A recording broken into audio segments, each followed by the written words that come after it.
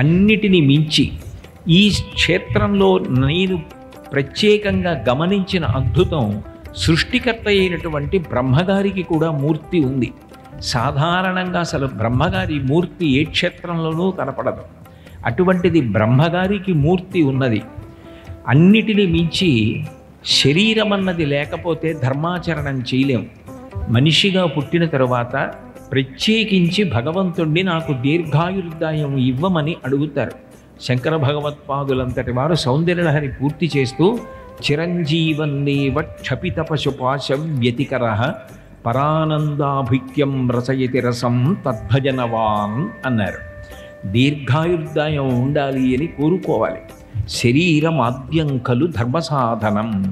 ఈ శరీరం ఉంది కాబట్టి నేను ప్రవచనం చేస్తున్నాను. ఈ శరీరం ఉంది కాబట్టి మీరు వింటున్నారు. ఈ శరీరం ఉంది కాబట్టి నరసింహస్వామి దర్శనం చేస్తాం, ప్రదక్షిణం చేస్తాం, స్తోత్రం చేస్తాం, ప్రసాదం తింటాం, ధర్మం ఆచరిస్తాం. ఈ శరీరం పడిపోతే ధర్మాచరణం చేయడం సాధ్యం కాదు. దీనికి చిజ్జడ గ్రంథి అని పేరు వేదాంత శాస్త్రంలో. చైతన్యము దీనితో కూడి ఉన్నంతకాలము మాత్రమే ఇది పనిచేస్తుంది. చైతన్యము వదిలిపెట్టేసింది అనుకోండి, ఒక కర్ర ఎలా పడిపోతుందో అలా పడిపోతుంది. రామాయణం ఉత్తరకాండలో వాల్మీకి మహర్షి అంటారు, కాష్టభూతాని జిజ్ఞిరే అంటారు. ఒక కర్ర ఎలా అయితే ఒక చివర పట్టుకుని పైకెత్తితే పైకి లేస్తుందో, చైతన్యము విడిచిపెట్టేసిన శరీరాన్ని పాదాల దగ్గర పట్టుకుని పైకెత్తితే అలా పైకి లేస్తుంది కర్రలా. ఆ చైతన్యం ఉన్నంతసేపే దీనికి గౌరవం. ఆ చైతన్యం ఉన్నంతసేపే ఇది ఏ కార్యమైనా చేయగలుగుతుంది. అయితే జాతకంలో అపమృత్యు దోషం ఉంటే, ఏ కారణం చేతనైనా అర్ధంతరంగా శరీరాన్ని విడిచిపెట్టవలసినంత పెద్ద పాపము తరుముకొస్తుంటే దాన్ని తొలగించుకోవడానికి అవకాశం ఉన్న గొప్ప క్షేత్రం నరసింహస్వామి వారి యొక్క క్షేత్రం.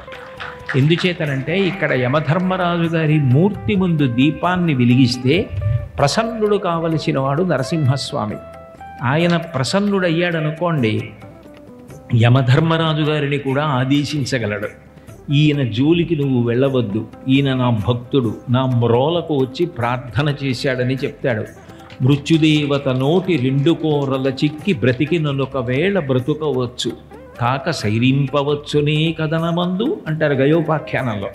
అట్లా మృత్యుదేవత యొక్క 2 కోరలకు చిక్కి కూడా జారి కింద పడి రక్షింపబడగలిగినటువంటి గొప్ప స్థితి నరసింహస్వామి వారి యొక్క అనుగ్రహం చేత కలుగుతుంది.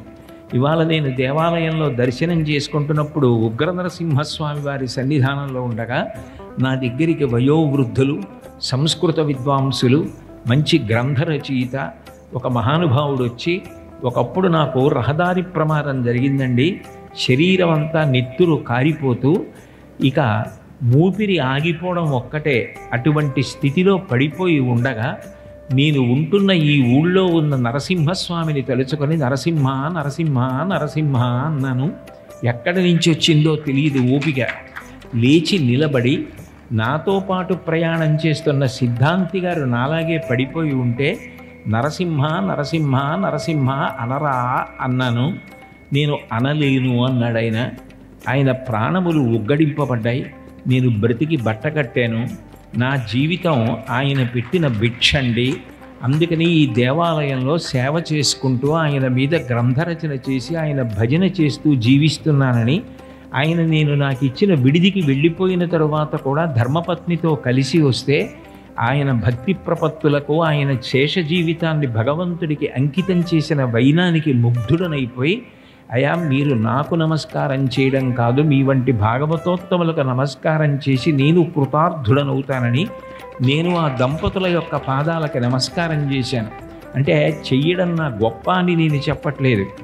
ఇది నేను అనుభవంలో ఇవాళ ఇక్కడ ఈ క్షేత్రంలో ఈ ఊర్లో ఉన్నటువంటి ఒక గొప్ప సంస్కృత విద్వాంసుడు తన స్వానుభవంగా నాకు చెప్పిన మాట. అంటే నరసింహస్వామి ఎంత శక్తివంతుడో అర్థమవుతుంది. కుజదోషం చేత బాధపడుతూ సరి అయినటువంటి సంబంధం కుదరక గృహస్థాశ్రమ ప్రవేశం చేసి జీవితాన్ని పండించుకొని ధార్మికమైన సంతానాన్ని పొంది తన జీవితాన్ని సాఫల్యం చేసుకోలేక బాధపడుతున్న వ్యక్తులకు కూడా పరిష్కారము లభించడానికి వీలుగా కుజగ్రహమునకు ఉపశాంతి కల్పింపగలిగినటువంటి సమర్థుడైనటువంటి నరసింహస్వామి పేరు మీద ఇక్కడ హోమం చేసిన, కళ్యాణం చేసిన అంత శక్తితో పట్టిస్తుందని ఉదయం నేను దర్శనానికి వెళ్ళినప్పుడు నాకు అర్చక స్వాములు తెలియచేశారు.